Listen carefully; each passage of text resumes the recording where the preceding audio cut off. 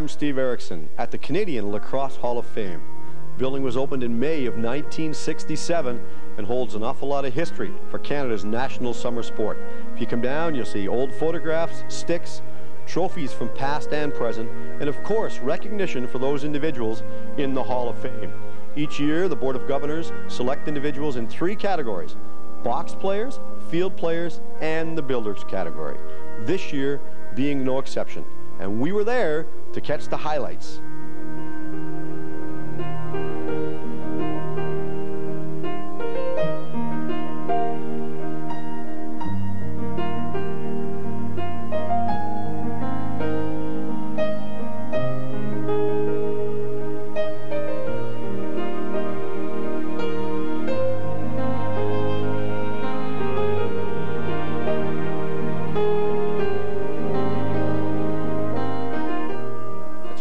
For me to be part of this occasion, to salute great people involved in a great sport.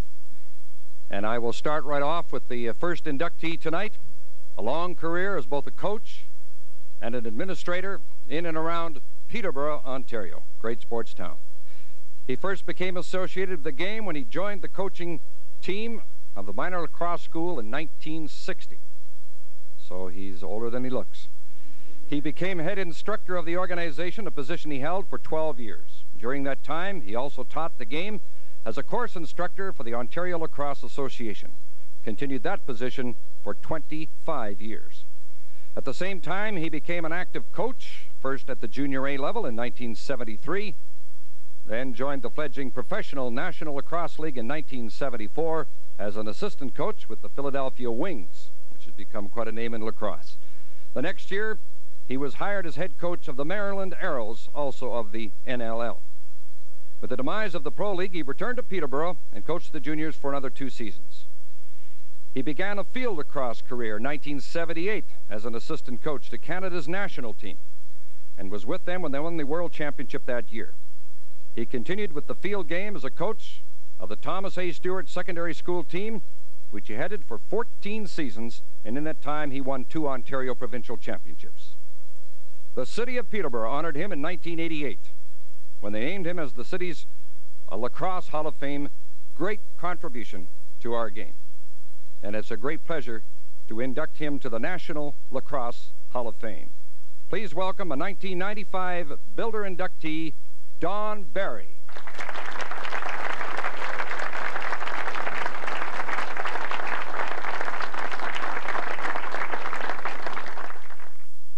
Players have their athletic skills to make it to this Hall of Fame. As builders, we need opportunities afforded us by others in the game to gain the recognition of our peers. I'm grateful to many individuals who gave me the opportunity to earn what it takes to be here tonight. The quality of these people who helped me along the way is attested by the number of them who preceded me to the Hall of Fame. Harry Whipper, a Hall of Fame member, was my first coach. He ran the Peterborough Summer Lacrosse School and also coached our Pee Wee team. Our season in 1951 consisted of a 1-day Ontario Championship tournament in Brampton.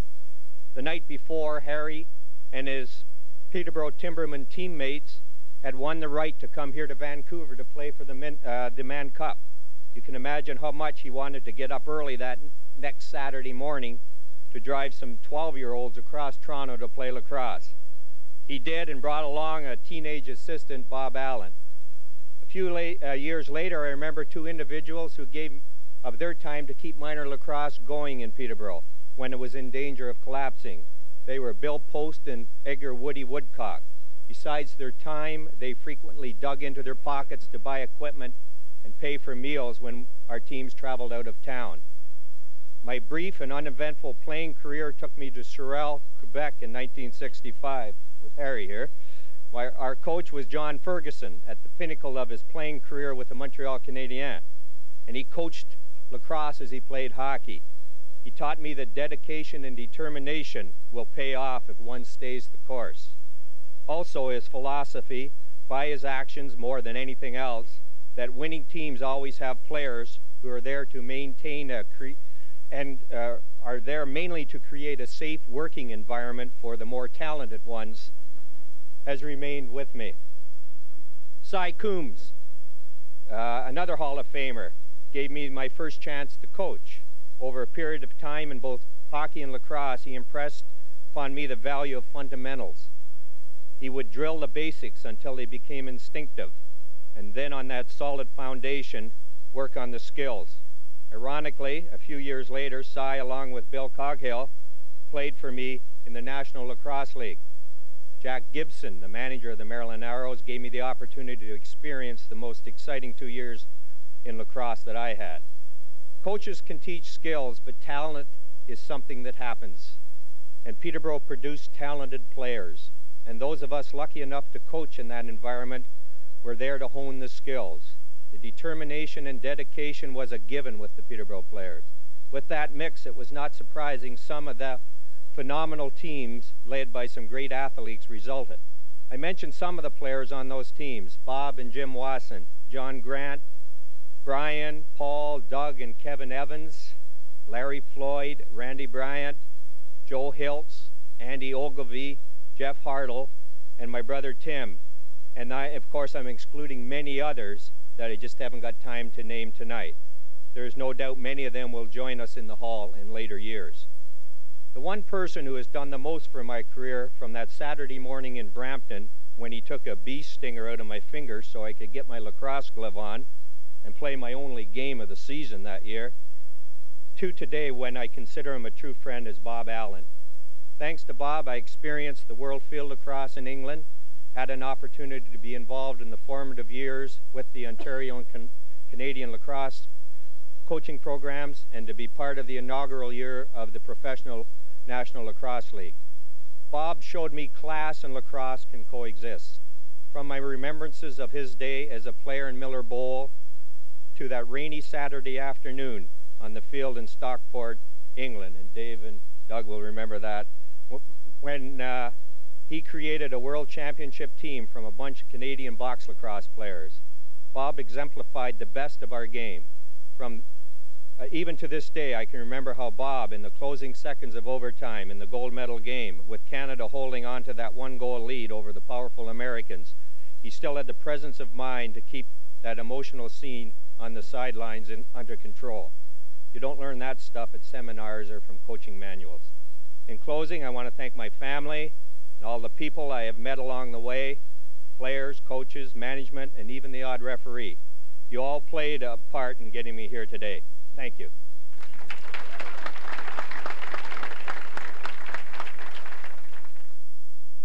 Don, bit of a road trip for you out here for the induction ceremonies this year. Yes, came out yesterday, had a chance to go to GM Place, see the hockey game last night, heading back to Saskatoon after to do a little scouting for, I work with the Buffalo Sabres, and see some junior hockey, but got the rain as I expected, and yet had a good day yesterday, Friday. What does it actually mean to you? For a builder, I think it means, it's so hard to describe, but you know, you work in the game so long, and the recognition is not always there, but to be honored by your peers and sort of recognized for working with people you admired all along and idolized in some cases, it's the biggest. Well, we won the gold medal in '78, and I guess that was the biggest thrill I've ever had in the game, but this certainly is the second. Born in Westminster, our Western Builder inductee just naturally gravitated to lacrosse. At the age of 9, he had his first stick and enrolled in the Pee Wee program at Moody Park Box in Westminster. His playing ability was limited, and I can believe that. But he made up for his small stature, about 115 pounds, with a distinct lack of speed. He was slow, but he was small, right? He stumbled through the ranks to midget, playing with and against such future Hall of Famers as Archie Browning, Jackie Northup, and Whitey Severson. I remember them in Adirondack uniforms, and other uniforms too, great players. In 1944, something fortuitous happened. A radio station was founded in his city, and the glamour of the microphone beckoned this youngster, who was handed the job as an after-school disc jockey, and lacrosse was forgotten, or so he thought. The great Leo Nicholson, for those of us out here who remember, the voice of box lacrosse, and the news station lured his broadcasts away from CJOR. As assistant to handle interviews and keeping statistics was needed, the only staff member who had ever seen a lacrosse stick was dragged into the job. So following Leo Nicholson's untimely death the very next year, our inductee was asked to handle the play-by-play on a temporary basis. 36 years later, he said enough. While he broadcast 14 different sports on radio, lacrosse is his first love. In his 8 years as lacrosse broadcaster, he covered 550 games in 5 different arenas. He was instrumental in getting his station to inaugurate the Top Dog Trophy for the Western lacrosse team, finishing in first place in the regular season. When the Canadian Lacrosse Hall of Fame was founded in 1965, he became active by writing the citations and conducting the induction ceremonies, a job he's done almost continuously since, and he'll be doing it tonight except for his induction. Tonight, he's on the other side of the podium, and I've known him for a long time as a good friend and an outstanding professional as a broadcaster. And now I'm very happy to announce him as an inductee to the Canadian Lacrosse Hall of Fame as a builder, Jim Cox.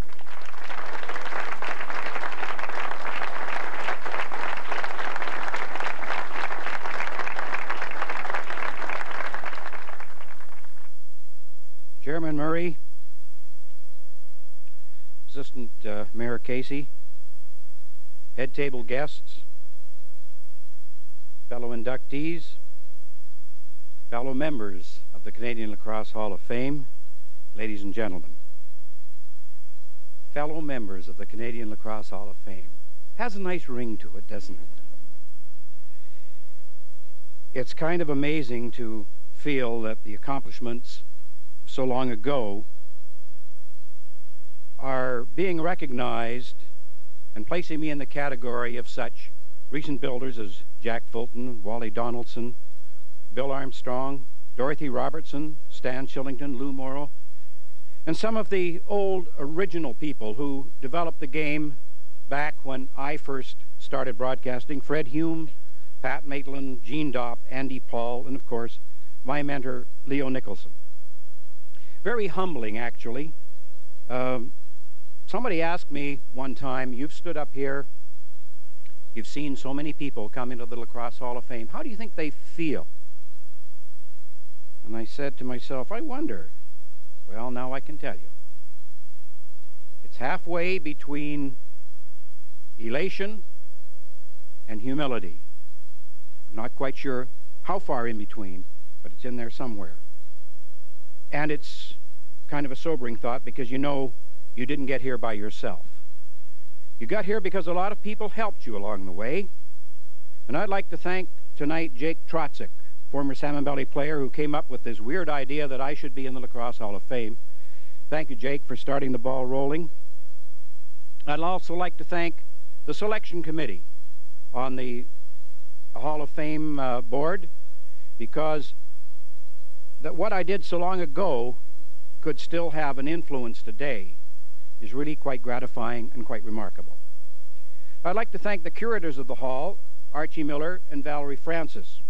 They provide an excellent and appropriate ambience for a place that contains so much history, and I hope you all have a chance to visit it in a short space of time. Players of my era, they gave me an exciting game that gave me an opportunity for a lifetime career. And many of them are here tonight, and I'm so happy to see them.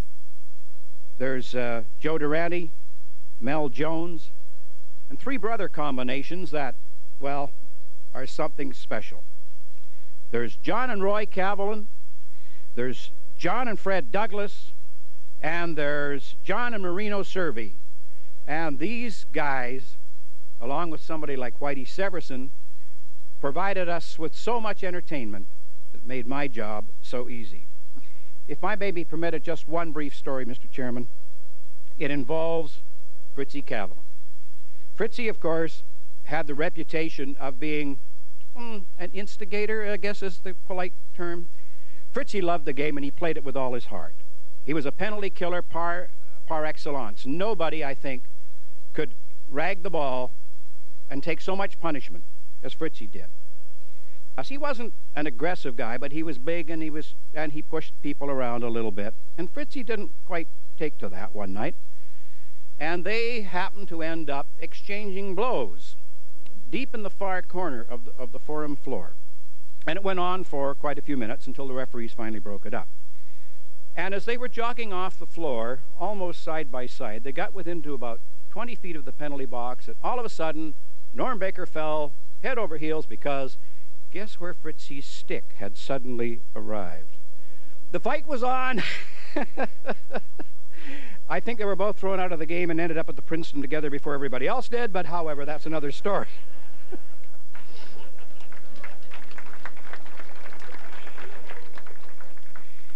I'd like to thank all the fans, because without you, there would have been no broadcast.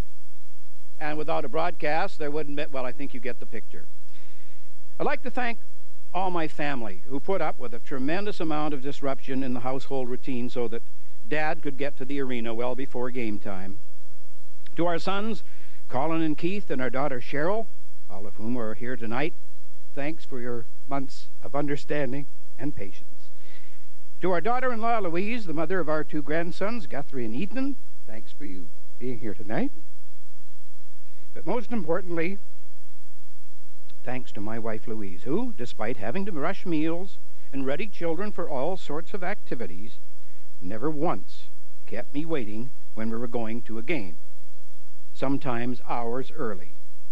You share this reception, too. And finally,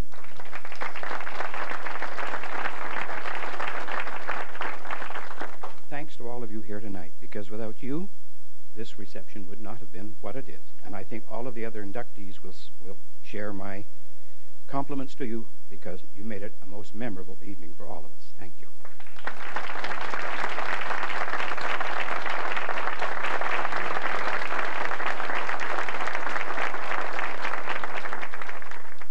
Jim Cox, congratulations on your induction. Thank you very much, Steve. It's nice to be on the other side of the podium for a change. Yeah, big switch. In the past, you've always hosted these events. That's right, and I'm very, very gratified that what I did a long time ago, combined with what you and I have done over the past few years, it has sort of come to fruition in this award. I'm really very pleased. You've seen the game come and go, changes that have really just amazed the game. What changes are really radical? Oh, the whole game today is so much different than when I was broadcasting originally back in the 40s and 50s. For instance, all of the basketball type offenses, the posts, the picks, the screens, and all that stuff were never there. Everybody wears a helmet now, which they didn't do then. The 30-second rule makes you puts a premium on shooting more quickly. The only thing I think that the game loses is the ability to rag the ball. I know that when you have a penalty, a man short, you don't have to shoot within 30 seconds, but the ragging the ball seems to go a little different. I think, too, that the speed of the game is such that the line changes are far more frequent now than they used to be. Players would play maybe a minute and a half or 2 minutes, but now it's like 30, 40 seconds. And I think that's come about because of the speed of the game. And goalkeepers are more involved as playmakers now than they used to be. There were the odd one that would throw the ball the length of the floor. Today, nearly everybody does it. It's quite a different game. Highlights of your career as a broadcaster, what might they have been? Oh, the first one, of course, jumps to mind immediately, the 1954 British Empire Games, the Roger Bannister, John Landy race, the Miracle Mile. That one was perhaps the highlight of my career as far as being the most memorable. I did a lot of other things, Grey Cup games and things like that. As far as lacrosse is concerned, I think the Man Cup finals were always excellent, but when they were back east, it was difficult for Western stations to get access to Maple Leaf Gardens in those days because the Hewitt family owned all the radio rights and they wanted to do it. The game has changed so much, the players, the speed, with the caliber of the play, the way it's going. Where do you see the future of lacrosse going from here? I think the emphasis is on speed. It's more and more speed. Checking is important, as we found out in this last Man Cup. The solid checking of the Six Nations was perhaps the difference. But I think if you had a very young, speedy team, that's going to be the secret of the success of this game. The odd man play where the ball flies around and then flies across the goal mouth and is quickly flipped in before the goalie can move is the difference now. It's much faster. We thought it was the fastest game on 2 feet in the 50s. It wasn't half as fast as it is today. And I'm not taking anything away from those players. They were athletes, but it was a different kind of game. Strength was perhaps more important than it is today. Today it's speed. The one thing all the inductees alluded to was the fact that the camaraderie amongst everyone was instrumental in the game. You know, of all of the sports I've been involved in, and as Jim mentioned, I broadcast 14 different sports on radio, but this is before the advent of television, and lacrosse is the one that hangs on the longest. Tonight we had people here as coming just out of their own volition, they paid their own way, who played lacrosse 50 years ago. I mean, that's got to say something for the game, because they came to see other players who they had played with, and they're here tonight. It's quite amazing. I don't think you'll find any other sport that has that sort of longevity as far as building a camaraderie is concerned. Nice to see the variety of people that have come, everywhere from builders to players to past officials, present officials. They're all involved. That's right. It's something about this game that while you play, you say it's wonderful and I enjoyed it, and you go away from it, and maybe 5 years later it starts to eat at you, and you start to come back and you want to get involved again, not necessarily in the management or player, but in an event like this. You'd like to be back and meet these people again, and you find out that while the game has changed in its technical abilities, its overall concept hasn't changed, and you still enjoy being part of it. When you started out doing your first broadcast, did you ever think you would get to this magnitude? Never, never. It was a part-time job. Somebody said, will you fill in till we get a play-by-play guy? And I said, sure. 38 years later, I said, enough already, I'm out of it. In his junior career, he was the 20th all-time career goal scorer with 240 goals. He moved up to Senior A in 1970, joining the Brantford Warriors of the OLA. He was a member of the Man Cup champion Brantford team of 1971. He played 2 more seasons there before switching to the professional National Lacrosse League. He joined the Maryland Arrows in 1974, and in the league's final season, 1975, he finished 8th in the scoring race. In that year, his coach was our first inductee, Don Barry. Unfortunately, we are honoring our first player inductee posthumously.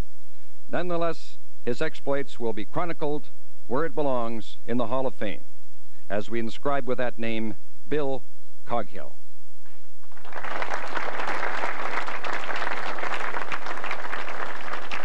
And accepting the plaque for Bill is his mother, Helen Coghill.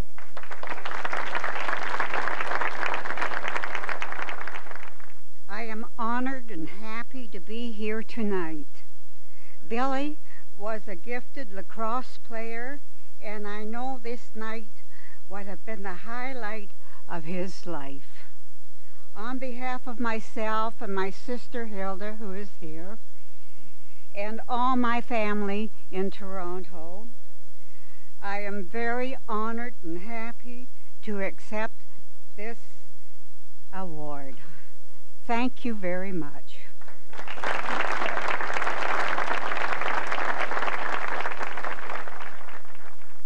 He began his lacrosse career in his hometown of Long Branch, Ontario.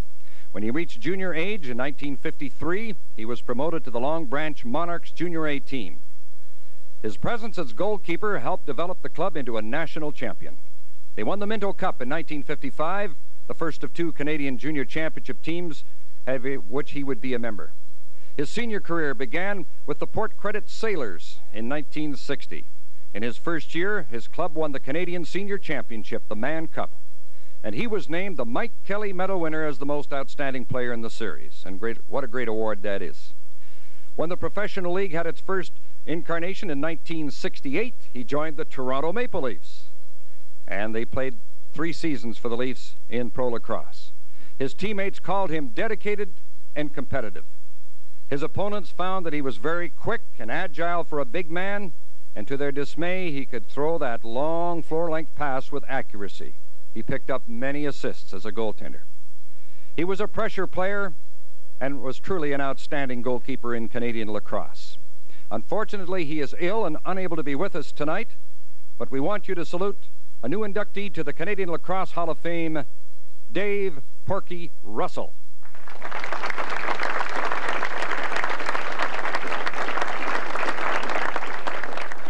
Good evening, ladies and gentlemen. Our family is very pleased and proud to be here to represent Dave, and the only thing better than this is for him to be here himself. Unfortunately, he could not because it was due to medical problems.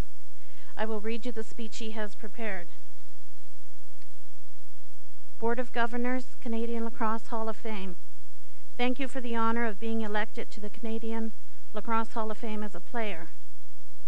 It is indeed an honor to be included with the all-time great players of the past. I feel very privileged to have played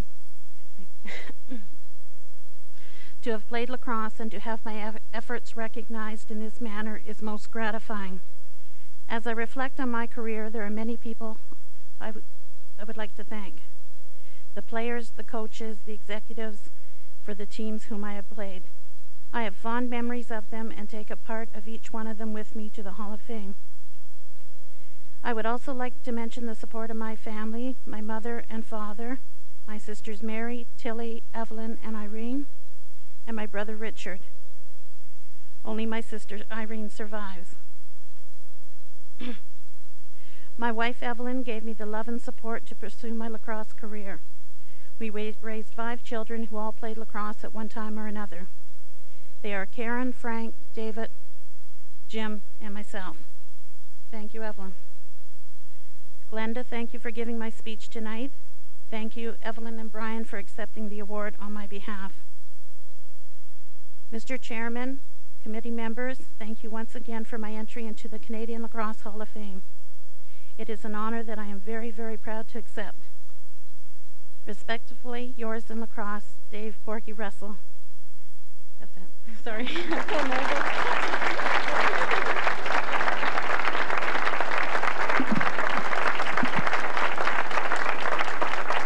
Thank you very much, Glenda.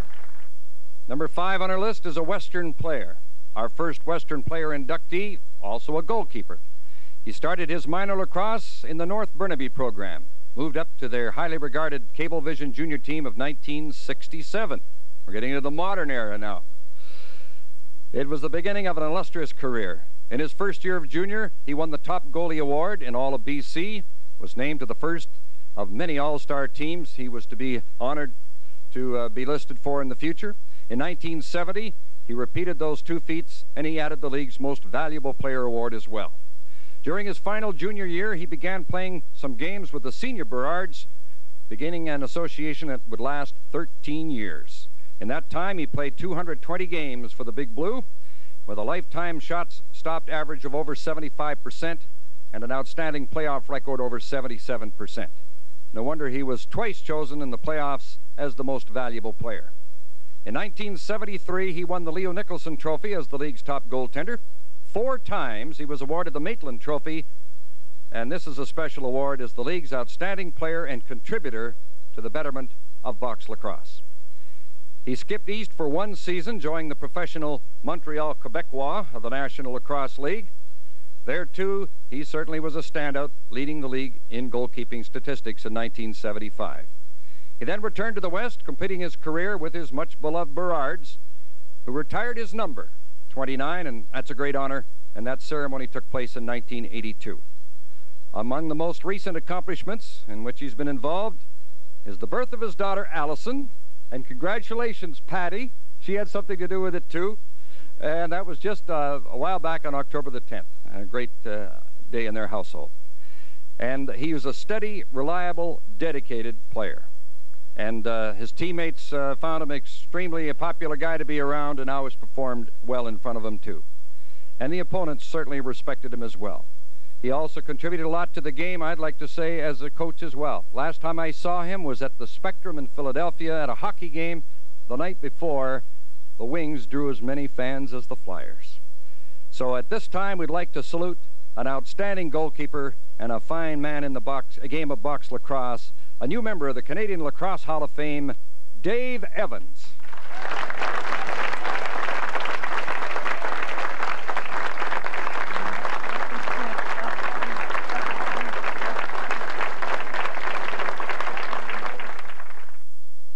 Mr. Chairman, honored guests, fellow inductees, and ladies and gentlemen. First of all, let me apologize in advance for going over my 5-minute limit. I think anybody that knows me realizes that if you ask me the time of day, it generally takes me more than 5 minutes to tell you. And put a microphone in front of me, it could be even worse. First of all, I'd like to thank Jim for the kind words of introduction this evening. A special thanks for overlooking some of the other awards I received during my career. The Delta Dawn Award, several times co-captain of the Burrard swim team, and of course the coveted Queen of Nanaimo Award. Also, I think this microphone's set for Winsowski. I have to kind of pull it up a little bit here.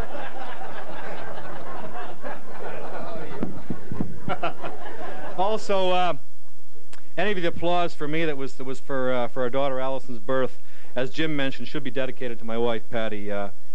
My role was much smaller, no pun intended, and a heck of a lot less painful than hers in that event. I would also like to congratulate my fellow inductees this evening. You know, looking at the program this evening and seeing the names of the people that have been inducted prior to ourselves this evening, seeing the current inductees standing and being recognized this evening, and seeing perhaps future Hall of Famers here this evening, has really reinforced what a great honor this is for all of us. And the fact that I know of the fellow inductees' various accomplishments and played against Kenny and against Bill Coghill makes it even a greater thrill for me to be up here in front of you this evening. And that brings me to the big question of the evening. Exactly what the heck am I doing up here? Now, as I squeezed into my suit this afternoon to come here, I realized that I was certainly not being honored for my athletic ability. And after the third or fourth crack at getting my tie tied, I knew I wasn't here for having above and beyond the call of duty hand-eye coordination. So I came to a very simple conclusion. Throughout my career, I had damn good teammates. I hate to admit this, and I think Donnie Hammond will probably give me a tongue lashing after we're finished, but I don't think any position in the game relies on teammate support as much as goaltending does. And in the 20 years that I played lacrosse in Burnaby, in Montreal, and of course for the many years in Vancouver, I don't think anyone could ask for better teammates that I had over the years. Now, it doesn't always mean to say we had great teams, because we had some dogs over the years too. But we always had great people, and I'm proud to have these people as friends today. I was also fortunate to be associated with great coaches, managers, administrators, especially trainers. I was really big on the trainers in my career, and support staff. I think, as we all know, I know there's a lot of people that fill those positions here this evening. And I think we all know that most of those people never receive the recognition they deserve over the years, but continue to work in the background and always work for the betterment of the team. And I'm very happy to say that I always had great people, support people around me in that regard. This is something I certainly wouldn't have said 20 years ago. In fact, I probably would have had my heart pulled out for saying it. But I also had the honor of playing against some great players, two of whom are being honored here this evening. And I think that fact in itself makes anything that I and my teammates accomplished over the years that much more meaningful. Now, I think most of you realize that I've been heavily involved in coaching since I retired from playing. And that trend of surrounding myself, not necessarily by good management as much as good luck, I think, but that trend has continued over the years. With the Burrards and the North Shore Indians last year in the Western Lacrosse Association, with the Philadelphia Wings that Jim alluded to in the Major Indoor Lacrosse League, and with the Women's Field Lacrosse program that I was very heavily involved with for close to 10 years. I was always blessed with an abundance of dedicated athletes and just plain good people, if for no other reason that they put up with me for any number of years. Now, I realize it's not always politically correct to single out individuals in an evening like this, but I was thinking that our Burrard teams of the mid-'70s were called an awful lot of things, but politically correct was never one of them. So I'd like to recognize just a few individuals that have played a big part, not so much in my playing career, in my active playing career, but more in my attitudes and my later career as a coach and as an administrator. First of all, I got to try and find these people. They're not all here, so I got to try and spot them. But first of all, Jack Crosby. Now, I think many here have probably butted heads from time to time with Jack as an administrator in the Burnaby area. Jack was my first coach. I won't say how many years ago. I just know it started with a 6. And quite frankly, didn't teach me a damn thing about goaltending. As a matter of fact, Jack didn't even know what order the equipment went on in, which would explain why I played up till midget with my jockstrap over my head. But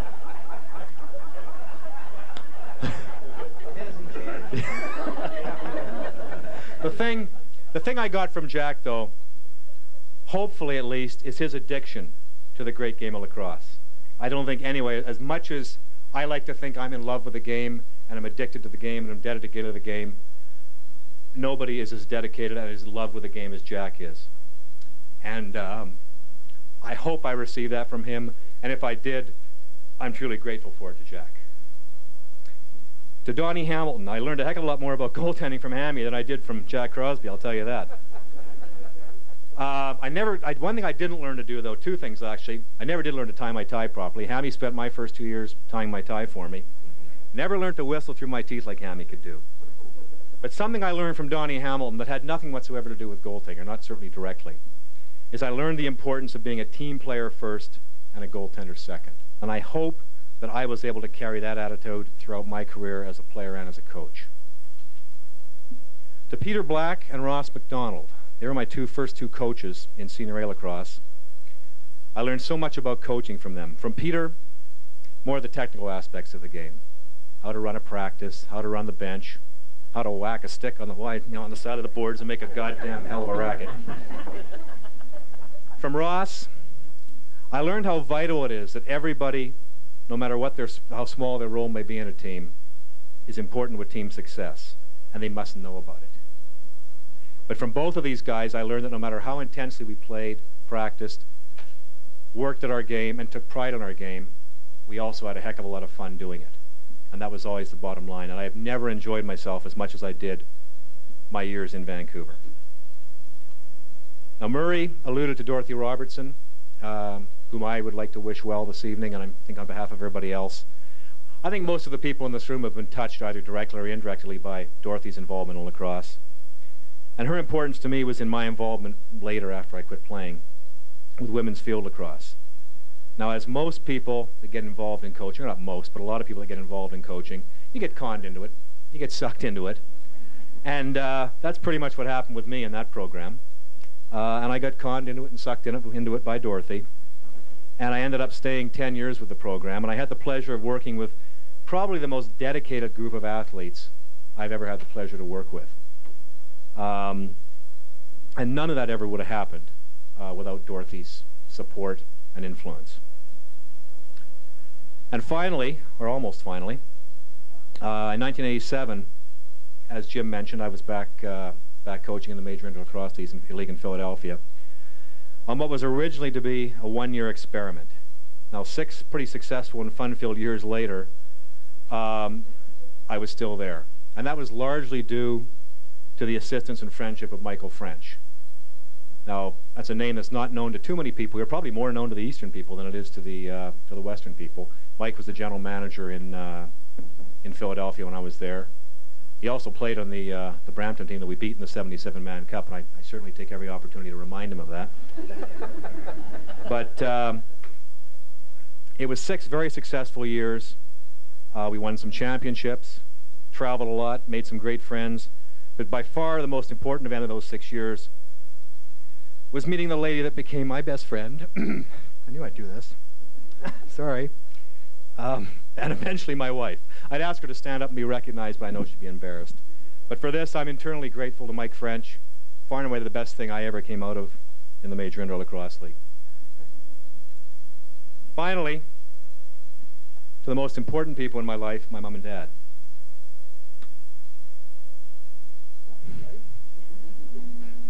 Close.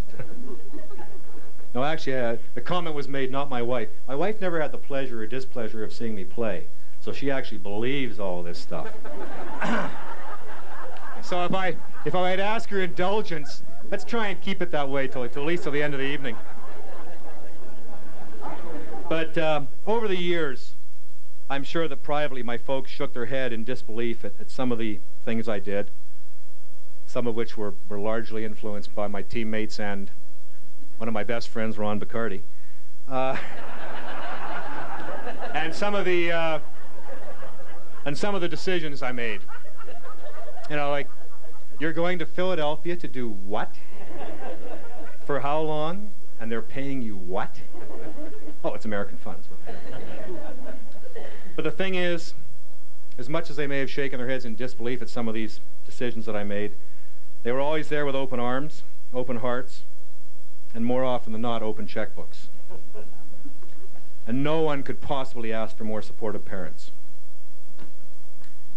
And my dad is here this evening. Once again, I won't ask him to stand and be recognized. He's sitting over at our table, and I think a lot of the people here know my dad. And my mom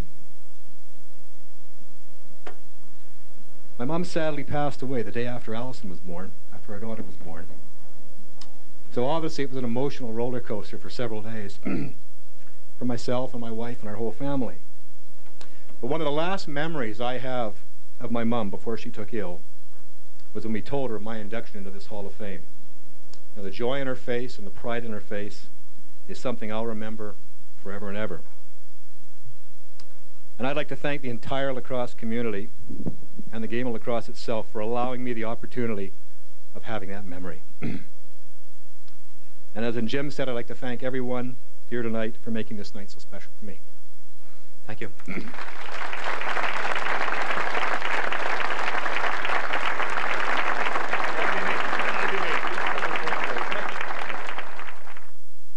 Dave Evans, congratulations on your award tonight. Thanks very much. It's a great honor. It really is. What does an award or an induction like this actually mean to an athlete from what you've been through? It's hard to really describe. Like, people have asked me that, and I've been kind of thinking about it at work and so forth, trying to come up with an answer, and there really isn't an answer. You know, seeing guys here tonight that I played with, that I played against, people that have phoned me to congratulate me and so forth, that I haven't seen or talked to for years. It just brings back so many memories of the camaraderie and the things that went on back in the playing days. And it really is nice to bring it back. Come a long way from when you started playing in Burnaby. Yeah, it's been a long haul, and I you know, when I started back then, it was one of those things where let's take the fattest kid in the block and stick him in the nets. I guess I won the lottery, so to speak, and yeah, I've come a long way since then, and I think you know, my playing career was great, and I enjoyed it very much. I was pretty successful at it, and then I was fortunate enough to go into all the various other things that I've done, the coaching. You know, a certain broadcasting, so to speak. I'm on the opposite side of the mic tonight, but I've done some work for you people and refereed and everything else. Been involved in women's field lacrosse, men's field lacrosse, and starting out in Burnaby, it seems like only yesterday, but it's over 30 years ago now. To think now that I've done so many things and met so many people, it's a tremendous feeling. To conclude our inductees, it's a pleasure to go to number 6 on our list. They still refer to our final inductee as one of the greatest two-way lacrosse players in the history of the game. A New Westminster native, he went through all the minor levels until reaching junior with the Junior Salmon Bellies in 1964. 3 times in his 4-year career, his team went to the Minto Cup final. In 1965, he won the league scoring title. He was named the MVP in the Minto Cup Championship despite being on the losing team. In 1968, he moved up to the Senior Salmon Bellies, and he became a key figure on that team. He led the Bellies to the Man Cup Championship 4 times and won the Mike Kelly Medal as the Man Cup's Outstanding Player in 1974. In all, he played in 10 national finals, both senior and junior, and won the championship 5 times. He played 3 seasons in the National Pro League in Toronto and Montreal. Over his career, he played in 355 games, scored 257 goals, but more importantly, assisted 472 times. His lifetime total of 729 points averages more than 2 per game over 11 consecutive years. He still shares a Western lacrosse record, assisting on 7 goals in a single playoff game. A smooth penalty killer, a heady playmaker, and always a great team player. Truly a credit to the game of lacrosse. Please welcome an inductee to the Canadian Lacrosse Hall of Fame, Ken Winzowski.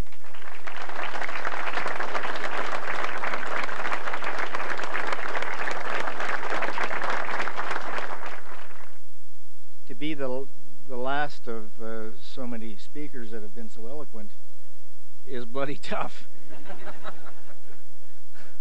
I mean, these guys have done really well. I was hoping they would trip and stumble somewhere, but they haven't at all.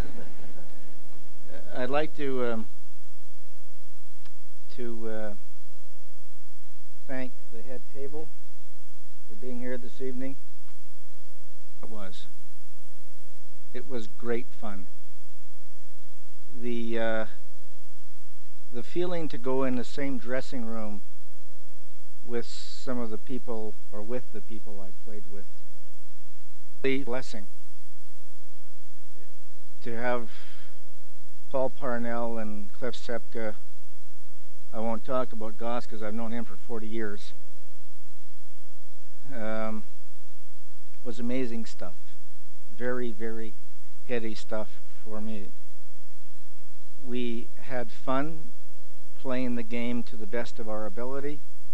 I respect so much the people we played against, the quality of the people that we played against.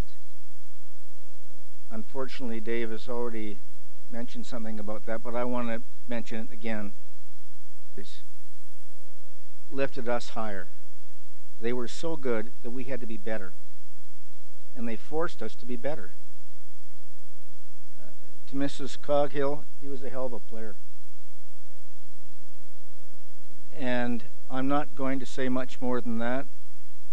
There are things I remember. Dave's taken up most of the time because he said he would go speak over anyway, so I'm giving some of the time back. But I remember Harry Messenger, when we were playing at Hume Park, saying, "Put your body on the right-hand post if you're left-handed." I remember in junior with Keith Jackson and Jake Trotzik and things that we did. George Friend putting those damn hot things in your hand that bloody near killed you, and then laughing while he was doing it. I mean, it was a real thrill.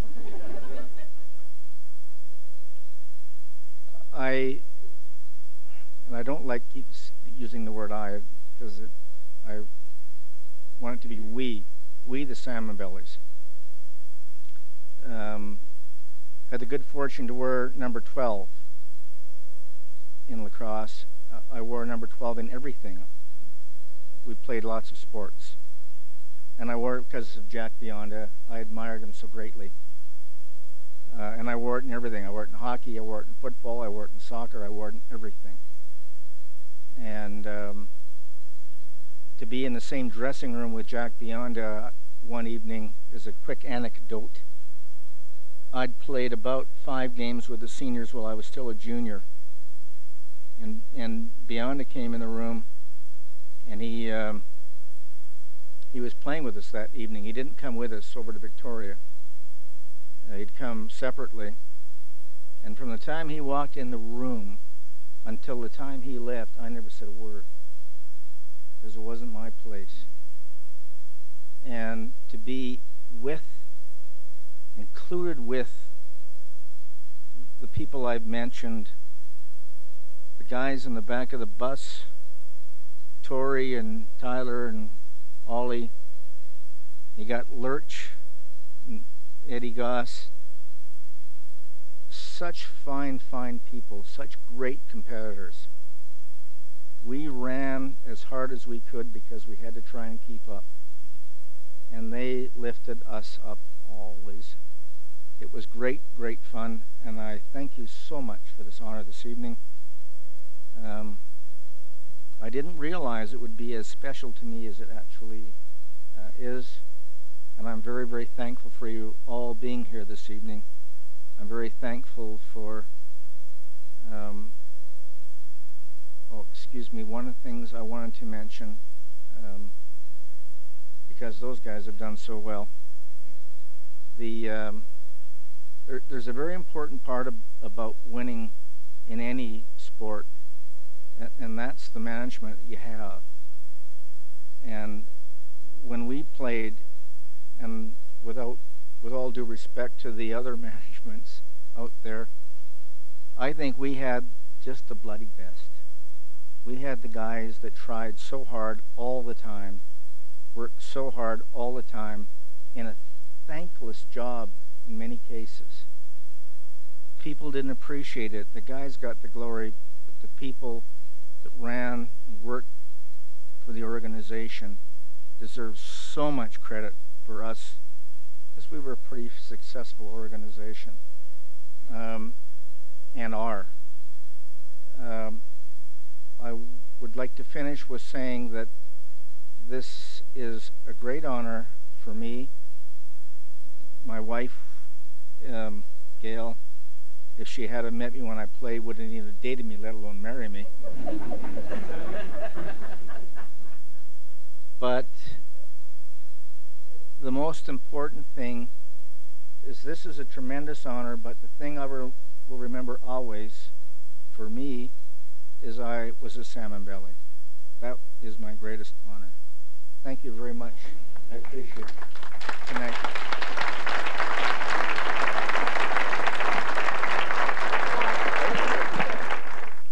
Ken, congratulations on your induction. Thank you very much, Dave. When you started out, did you ever think you would reach this pinnacle?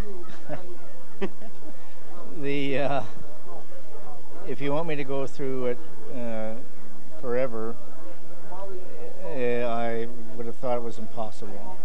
I, as a kid, sold peanuts to and watched the salmon bellies play. Watched Dave. My hope was to be able to make it to junior lacrosse, and my dream was to play in the Minnow Cup and to win the Minnow Cup. Unfortunately, we ran into the Oshawa Greengales, and we lost every time. We lost 3 in a row. Pardon me. Go ahead. We lost 3 in a row, and then went on to senior, and we paid them back. You've been involved with a team that has basically been elated to the same as the Montreal Canadiens. What does it mean to be a New Westminster Salmon Belly? Well, that's a nice question. Thank you very much for asking it. It's an honor, a great honor. Just putting on the jersey is enough for me. Being able to actually play on a salmon bellies for me was and is a great, great honor. I have trouble going to games because I want to get out there and start. So it's pretty tough. But I think the best organization that lacrosse has ever seen. I think it will continue to be the best organization in lacrosse. I was part of it. Good for me. Jim, nice to see you out for this event. A little bit different venue for yourself. Well, I've had some connection with lacrosse over the years. I broadcast lacrosse in the mid-50s in Nanaimo, when Nanaimo had an excellent team, largely due to the fact they imported 5 or 6 great players from Eastern Canada. Bobby Allen, Jimmy McNulty, Don Ashby, Harry Whipper. These players all came out. Arnie Dugan was another one. Those names came from Eastern Canada in the mid-50s to play in Nanaimo. And I think it was 1955, Nanaimo became the first Western team to win the Mann Cup in the East, as they won the Mann Cup at Maple Leaf Gardens. So I did get involved some in lacrosse in the 50s. We were talking earlier on with Mr. Jim Cox, how everyone tonight just gels together. There's a lot of people here that haven't seen each other in a long time. Well, lacrosse is a great game, and the people who play it because they love it. They sure don't play it for the money. They're like rugby players. They get all those bruises and hammer away at each other, and at the end of the game they shake hands and they're the best of friends. They don't play it to get rich, that's for sure. And I often thought what lacrosse needs is somebody with a lot of money to build one beautiful 5,000-seat arena, perhaps in Burnaby, and have it strictly for lacrosse, a wooden floor, play from January till June, have the Mann Cup in June. As it is, the arenas are full of ice in the wintertime for hockey. In the summer, the weather's nice. No one likes to go inside to watch the games. So lacrosse probably isn't appreciated as much as it should be. But I think if they had a lacrosse house, they might be able to get more spectators. So in the 30th anniversary for the induction ceremonies, once again, very successful. Very beautiful night. The inductees were well deserving, and I thought it was an excellent evening. And still going on, as you can hear in the background. Change in venue this year? Well, you know, the Hall of Fame is in New Westminster. Unfortunately, there's not a hotel there or a place that can seat this many people.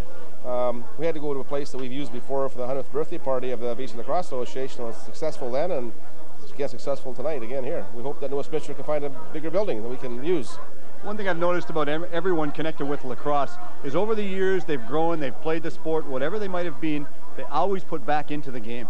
Yeah, it's amazing hearing the inductees tonight, how many people that have not only played but have coached and managed and been involved with other teams and helped the children all the way up. And it's really nice to see, including Jim Robson and Jim Cox, which were an inductee and an MC tonight. They've all been involved in lacrosse for years.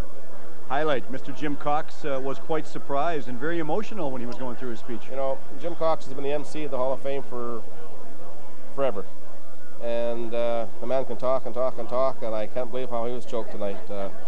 I'm very, very proud to be here tonight, to be in the same building as this man that deserves to be in the Hall of Fame.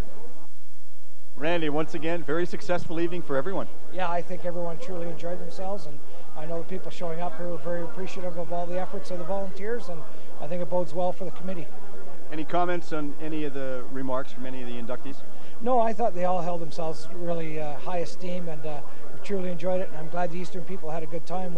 We've discussed things with them, and I know they're very appreciative of all the efforts from everyone here too. One area of concern that a lot of people discuss is how would they actually get involved to be on the induction ceremony? Well, for people that would like to join the Hall of Fame committee, there's contact the chairman, Mr. Murray Lehman, and we are always looking for volunteers to come forward. So for ourselves, that's how I expressed an interest, and some people come forward, and I put my name forward, and I'm sure our committee would look at everything, because as many volunteers we have, that's the stronger the committee will be.